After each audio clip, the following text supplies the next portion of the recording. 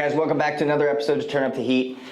My question for you today is, do you really? Do you really want that relationship? Do you really want to lose the weight? Do you really want to build that business? Do you really want to change your life?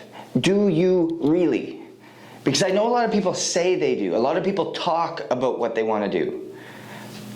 Jordan Syatt was just on a podcast, and he was talking about working with Gary Vee. And as he was talking about working with Gary Vee, he said, the interviewer asked, what did you notice and learn so much from when you were working with Gary?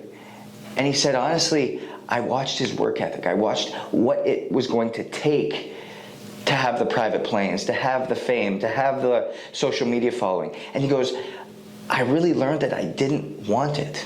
I didn't want all that fame. I didn't want the private planes. I wanted to be able to be home and put my daughter to bed every single night. I wanted to be able to be home and have family dinners. I didn't want to work that hard. And so many of us have these things at the forefront of our mind that we're like, hey, I want this, or I want that. But do you really? Are you really willing to put in the time, the effort, and do the things necessary to get to where you're wanting to go? Or do you just want them because they look cool?